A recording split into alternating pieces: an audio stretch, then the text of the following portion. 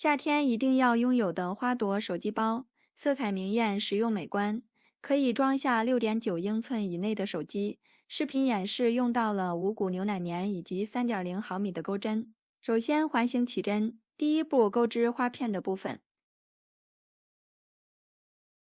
起针完成后，锁一针作为起立针，然后钩针绕线，穿过线圈，将线带出，再次绕线，穿过线圈，将线带出，钩针绕线，穿过全部线圈，编织2个锁针。重复操作，首先在线圈内编织2个未完成的中长针，然后钩针绕线，穿过全部线圈，编织2个锁针。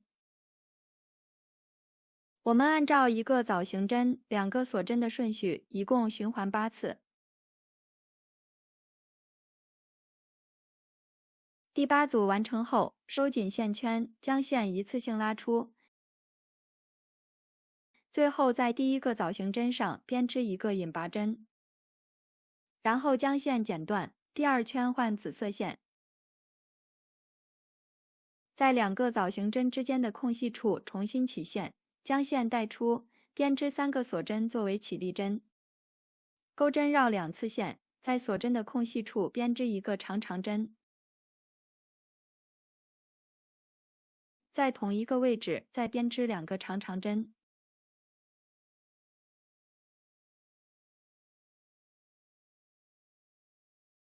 3针结束，编织3个锁针。在同一个位置编织1个引拔针，然后编织1个锁针，这样完成第1组花瓣。在下一个锁针空隙处编织1个引拔针。按照前面的针数，一共钩织8组花瓣。第8组完成后，在第1个锁针空隙处编织1个短针，接着编织3个锁针，在2个花瓣之间的锁针上编织1个短针。后面重复操作，按照1个短针、3个锁针的顺序，一共循环8次。第3圈结束，在第1个短针上引拔连接，在后面的空隙处再编织1个引拔针，然后编织3个锁针作为起立针，在同一个位置编织4个长针。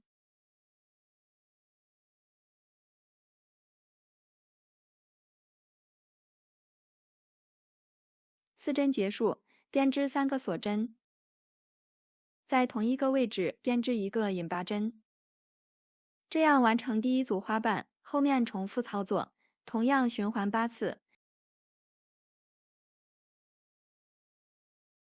第4圈结束，将线剪断，第5圈换绿色线，在花瓣背面中间的位置挑线，将线勾出，编织3个锁针。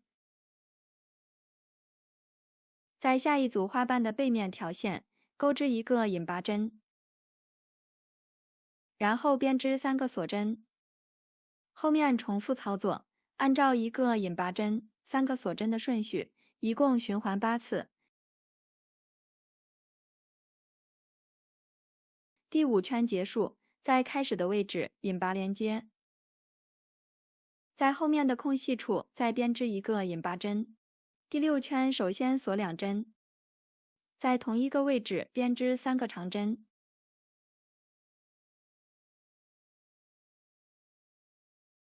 后面锁2针，在同一个位置再编织3个长针。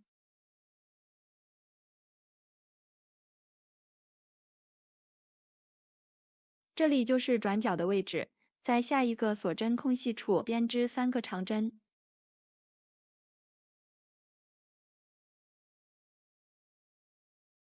3针结束，这样完成第1组花样。后面重复操作，一共循环4次。第6圈结束，在第1个长针上引拔连接，然后将线引拔过渡到锁针的空隙处。首先编织2个锁针作为起立针，接着编织3个长针，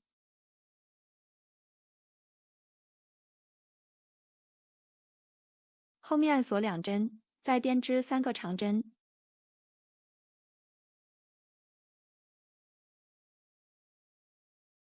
在6个长针之间的位置编织3个长针。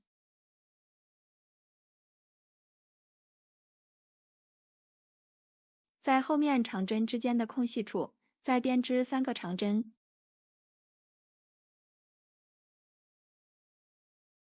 前面这里就是第1组花样，后面重复操作，同样循环4次。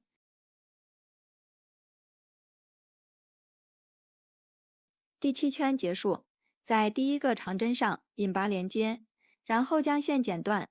第8圈换米色线，在转角的锁针空隙处重新起线，将线勾出，编织2个锁针，然后编织3个长针。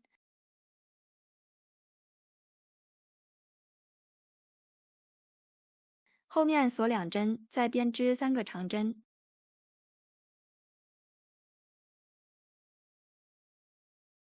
在6个长针之间的空隙处编织3个长针。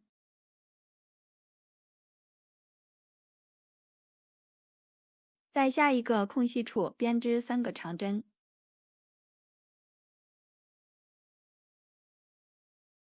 在后面的空隙处再编织3个长针。这样完成第1组花样，后面重复操作，一共循环4次。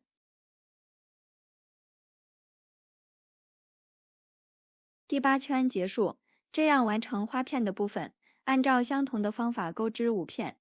下面开始拼接包身的部分，将织片的边缘对齐，在转角的第1个锁针上挑针目上方的2根线，利用卷线缝合的方式，将5个织片连接起来。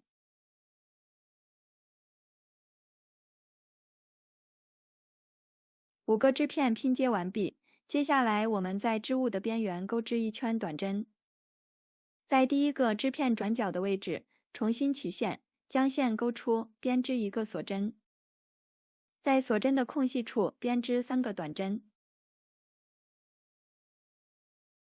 在接下来的针目上按顺序钩织7个短针。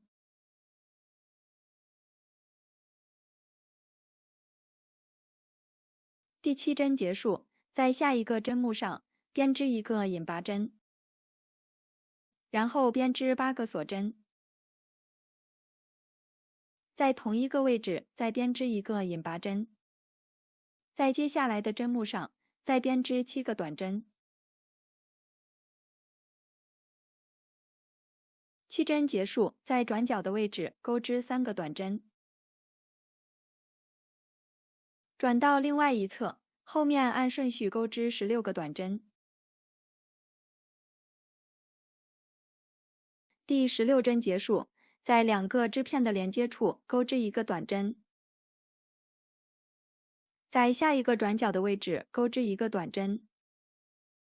按照前面的顺序自行完成剩余的部分。